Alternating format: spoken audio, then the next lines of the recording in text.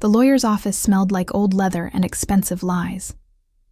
I sat across from my son Daniel and his wife Victoria, watching them sign papers that would transfer my house, the house my late husband Marcus and I had spent 30 years paying off, into their names.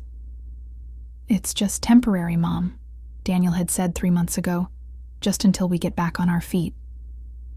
I believed him because that's what mothers do. We believe our children even when every instinct screams otherwise. My name is Margaret. I'm 56 years old, a recently retired elementary school teacher from Boston, and until 6 weeks ago, I thought I understood what loneliness felt like. I was wrong. Real loneliness isn't losing your husband to cancer like I did 2 years ago. Real loneliness is watching your only child look you in the eyes and tell you that you need to leave the home you raised him in because his wife needs a proper space for her yoga studio. What I didn't know that cold Tuesday morning when I packed my suitcase was that my entire life was about to unravel in ways I couldn't imagine. By the end of that week, I would discover a betrayal so deep it would shatter everything I thought I knew about family. And 3 weeks later, my sister would find me sleeping in my 2015 Honda Civic in a Walmart parking lot, and the truth would explode across our family like a grenade. Before I tell you what happened next, I need you to understand something about how stories like mine work.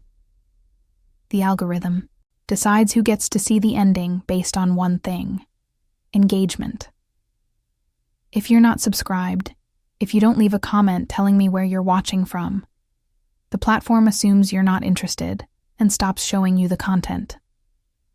I've seen people spend days searching for conclusions to stories they never got to finish. Don't let that be you. Subscribe right now. Comment your city below. Because what happens in the next 48 hours? You won't believe it even when I tell you. So, let me take you back to where it all started. To the moment I should have seen the truth, but chose to look away instead. The day I moved out of my house in Brighton, Victoria didn't even come downstairs. I could hear her yoga music playing through the ceiling. That infuriating meditation flute nonsense she played at 6 a.m. every single day. Daniel carried exactly 2 of my boxes to my car. 2. I had lived in that house for 33 years. "Where will you stay?" he asked, not meeting my eyes. "I found a small apartment in Dorchester," I lied. I hadn't found anything. I couldn't afford anything. My teacher's pension barely covered my medication and car insurance, but I couldn't tell him that. I couldn't give him one more thing to feel guilty about, because deep down, I still believed he felt guilty. I still believed my son had a conscience. "That's great, Mom. Really great." He checked his watch. "I have a meeting with Victoria's father at 9. His construction company is giving us a huge contract." Victoria's father, Richard, owned Bennett Construction, one of the largest commercial building companies in Massachusetts. Daniel had been working there for 5 years, always chasing that next promotion, that next big break. Victoria made sure everyone knew her family's money kept them comfortable. I drove away from my house and didn't look back. If I had, I might have fallen apart right there in the driveway. The apartment in Dorchester was my car. I parked in different lots every night: Target, Stop and Shop, the 24-hour gym where I kept my membership just so I could shower. I worked part-time at a bookstore in Cambridge to buy food. I ate dollar menu items and pretended I was on an adventure, like I was camping, like this was a choice. At night, I reclined my seat as far as it would go and covered myself with the Afghan my mother had crocheted before she died. I could still smell her perfume in it if I concentrated hard enough. Some nights I couldn't sleep at all. I would watch the parking lot lights flicker and wonder how I had become this person, 56 years old, sleeping in a car, too proud to tell anyone the truth. The worst part wasn't the physical discomfort. It was the shame. The burning, suffocating shame that made me park in the darkest corners, that made me leave before dawn so no one would see me brushing my teeth with bottled water. I was a teacher. I had a master's degree. I had raised a son who made 6 figures a year. And I was homeless. 2 weeks into my new life, I saw Daniel's post in our family group chat. My sister Emma had added me to it years ago. All the cousins, aunts, uncles, everyone scattered between Boston and Providence. I rarely checked it, but that day my phone buzzed with a notification. Daniel had written, "Update on Mom. She's doing great. Decided to rent out her bedroom for some extra income and is loving her new independent lifestyle. She's always been so resourceful." I stared at that message. For 20 minutes. Rent out her bedroom, extra income, independent lifestyle. He was telling everyone I had chosen this, that I was fine, that I was happy. I wanted to respond. I wanted to tell them the truth. But something stopped me. Maybe it was that last shred of maternal instinct, that need to protect him even when he wouldn't protect me. Maybe it was just cowardice. I don't know anymore. 3 days later, everything changed. I was parked behind a CVS in Alston, eating a granola bar for dinner and reading a paperback mystery I'd borrowed from the bookstore, when someone knocked on my window. I nearly jumped out of my skin. It was Emma. My older sister stood there in her nurse's scrubs, her face pale, her eyes wide with confusion and something that looked like horror. She was holding grocery bags. She must have just gotten off her shift at the hospital. I rolled down the window. "Emma, hi. Margaret." Her voice cracked. "What are you doing here?" I was just reading." "You're sleeping in your car." It wasn't a question. She was looking at the blankets in my back seat, the bag of toiletries, the pile of clothes. "Oh my God, Margaret, you're living in your car." I couldn't speak. I just nodded. Emma dropped her grocery bags right there on the pavement. Eggs cracked, milk spilled. She didn't notice. She pulled open my door and wrapped her arms around me, and I finally let myself cry. Not the quiet tears I'd been allowing myself at night. Real crying. The kind that shakes your whole body. The kind that comes from a place so deep you didn't know it existed. "How long?" she whispered into my hair. 3 weeks. She pulled back and looked at me. Really looked at me.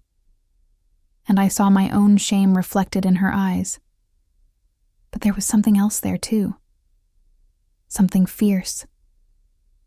"Does Daniel know?" "He thinks I'm in an apartment in Dorchester." "He thinks..." Emma's face changed. "Wait. That post in the family chat about you renting out your room for extra income. That was..."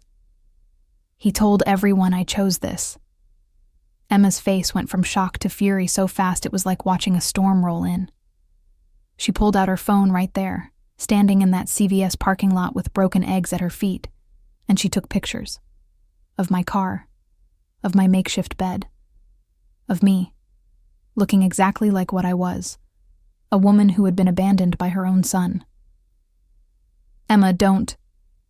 But she was already typing in the family group chat.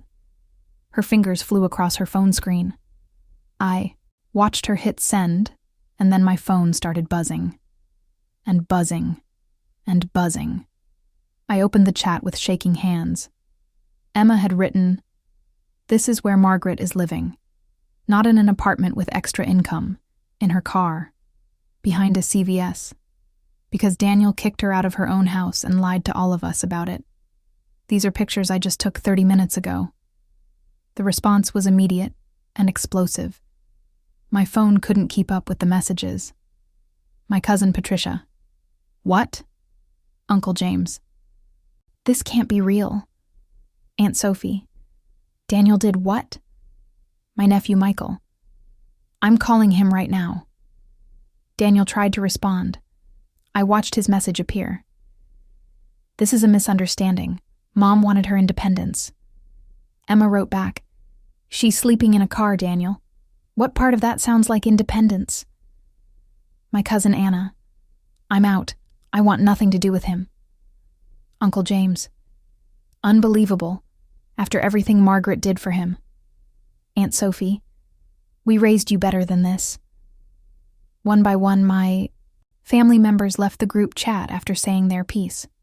The notification kept coming. Patricia left the group. Michael left the group. Anna left the group. Uncle James left the group. Within an hour, only Daniel, Victoria, and Emma remained in that chat.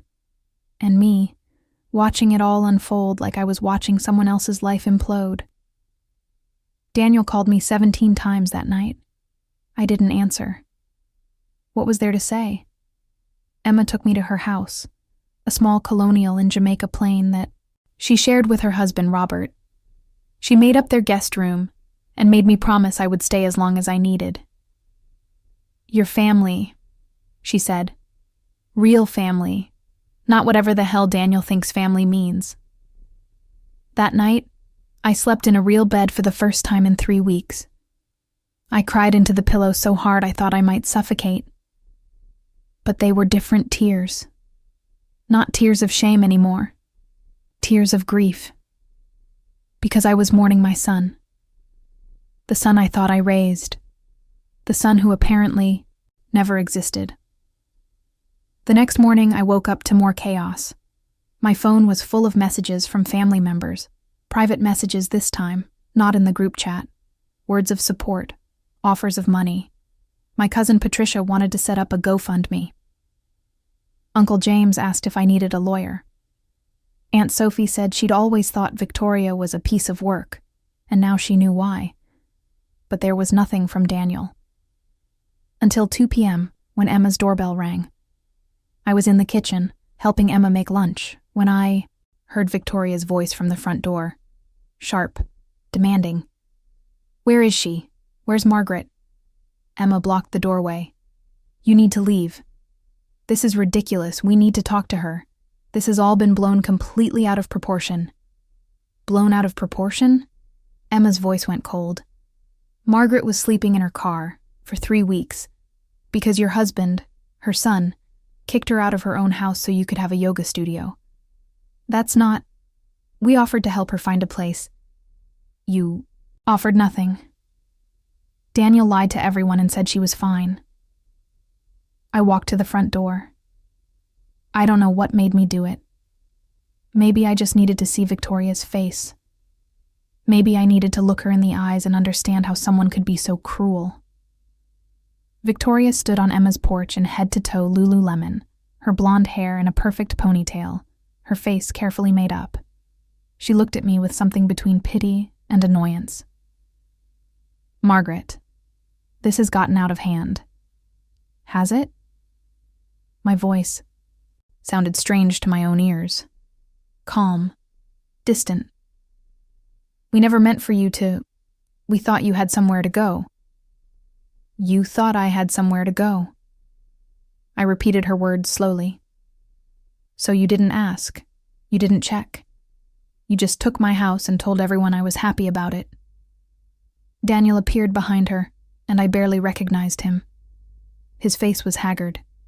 He looked like he hadn't slept. Good. Mom, please, can we just talk? Now you want to talk. I made a mistake. I know that now. Victoria's dad. The contract was contingent on us having certain things in place, and Victoria said, I felt something harden in my chest, and you just agreed. Because Victoria's father's money was more important than your mother having a roof over her head. It wasn't like that. Then what was it like, Daniel? Explain it to me. Explain how you kicked me out of my own home, the home your father and I worked ourselves to exhaustion to pay off, and then lied to everyone about it. Explain how you let me sleep in my car for 3 weeks. Explain how you didn't call me once to check if I was okay. He couldn't. He just stood there, opening and closing his mouth like a fish. Victoria put her hand on his arm. Daniel, we should go. She's obviously not ready to be reasonable. Get off my sister's property, Emma said. Right now." They left, but not before Daniel turned back one more time, his face crumpling. "Mom, I'm sorry. I'm so sorry." I closed the door. That night, Emma told me what she'd learned from her friend who worked at Bennett Construction. Richard had pulled Daniel's contract. Not because of the family drama. He didn't care about that. But because word had gotten around about what Daniel had done to his mother, and Richard Bennett, whatever his other faults, didn't do business with men who abandoned their families. Bad for the company image, Emma's friend had said. Daniel and Victoria were losing everything. The house they'd taken from me was mortgaged to the hilt. They'd taken out a second loan to renovate it for Victoria's yoga studio business. Without Daniel's income from Bennett Construction, they couldn't make the payments. I should have felt vindicated. I should have felt like justice had been served. Instead, I just felt tired. For 2 weeks, Daniel called every day. I didn't answer. He sent text messages that started with desperate apologies and ended with barely concealed panic about his financial situation. He showed up at Emma's house 3 more times. Emma turned him away each time. Then, on a Sunday morning, Emma knocked on my door and said, "He's outside. But this time he's alone. And Margaret, he's crying." I found my son sitting on Emma's front steps with his head in his hands, sobbing like a child. Like the little boy who used to crawl into my bed during thunderstorms. Like the teenager who cried on my shoulder when his high school girlfriend broke his heart. Like the young man who wept at his father's funeral. I sat down next to him, not touching, just sitting. "I lost everything," he whispered. "The house is going into foreclosure. Victoria left me, moved back in with her parents. Her father made sure I'll never work construction in Boston again. My friends won't return my calls. The family won't talk to me." He turned to look at me, and his eyes were devastated. "But the worst part, the absolute worst part, is what I did to you. I look at myself in the mirror and I don't recognize who I've become." I didn't speak. I just let him continue. "You know what Victoria said when she left? She said I was weak, that I always did what you wanted, and then I did what she wanted, and I never knew how to be my own person. And she's right. I'm 34 years old and I don't know who I am. But I know who I'm not. I'm not the kind of man who abandons his mother. I'm not. I wasn't supposed to be this person." His voice broke. "Dad would be so ashamed of me." That was what broke through my anger. Not the apology, not the tears, but that one sentence. Because it was true. Marcus would have been ashamed, and more than that, Marcus would have been heartbroken. "Your father loved you more than anything," I said quietly. "He would be disappointed, but he would also want you to do better. To be better." "How?" Daniel looked at me with something like desperation. "How do I come back from this?" "I don't know if you do." The words hurt to say, but they were honest. "You can't undo what you did. You can't take back those 3 weeks I spent in my car. You can't erase the fact that you lied to everyone who loved us. You destroyed trust that took a lifetime to build. So that's it? You'll never forgive me?" I was quiet for a long time. I thought about Marcus. I thought about the man I'd married, who made mistakes and owned them, who believed people could change if they wanted it badly enough. I thought about the little boy I'd raised, who brought me flowers from the neighbor's garden and cried when he accidentally stepped on a snail. "I don't know yet," I finally said. "Forgiveness isn't something you can demand. It's something you earn. And earning it back? That's going to take a long time, Daniel. Maybe years, maybe forever. I'll do it." He grabbed my hand and I let him. "I'll spend the rest of my life making this right. I promise." Promises are just words. I need to see action. He nodded. Tell me what to do. First, you need to figure out who you are, not who Victoria wanted you to be. Not who I raised you to be, who you are. Get therapy. Do the work. Face what you did and why you did it. I squeezed his hand. Second, you need to rebuild those relationships you destroyed. Every single family member you hurt. That starts with honest apologies and zero excuses. And third, I said, you need to let me decide when and if I'm ready to let you back into my life. You need to respect my timeline, not yours. He was crying again, but he nodded. I can do that. I will do that. I stood up. I'm staying with Emma for now. When I'm ready, I'll reach out. Until then, you need to focus on yourself. Mom, that's all I can give you right now, Daniel.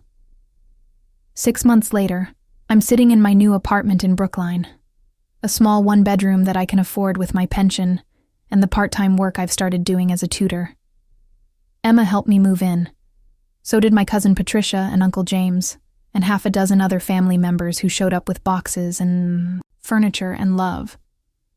Daniel sends me letters. Real letters, handwritten, that arrive every 2 weeks like clockwork. He tells me about his therapy sessions, about the job he got doing carpentry, not for his father-in-law's company, but for a small business run by a Vietnam veteran who believes in second chances, about the conversations he's had with family members, some of whom are starting to answer his calls again. I read every letter. I keep them in a box in my closet. I haven't responded yet, but I will. Someday. Last week, Emma asked me if I'd forgiven him. I told her the truth. I don't know. Forgiveness isn't a switch you flip. It's a process. Some days I think about what he did, and I feel that same rage burning in my chest. Other days I remember him as a little boy, and I just feel sad for both of us. For what we lost, for the trust that shattered. But here's what I do know. I'm not the same woman I was 6 months ago. The woman who packed her car and drove away from her house, without fighting back. The woman who slept in parking lots and kept her shame secret. The woman who protected her son even when he didn't protect her. That woman is gone. And maybe she needed to be. Maybe I needed to break completely before I could figure out how to be whole. My sister calls this my phoenix moment. Rising from the ashes, she says dramatically, because Emma has always had a flair for the theatrical. But she's not entirely wrong. I did burn down. Or rather, my old life burned down around me. What's growing from those ashes is different. Stronger. More honest. I'm not sleeping in my car anymore. I'm not hiding. I'm not ashamed. And as for Daniel, only time will tell if he can become the man his father hoped he'd be. The man I still hope he can be. But right now, in this moment, I'm learning something I should have learned a long time ago. Sometimes the most important person you need to save is yourself.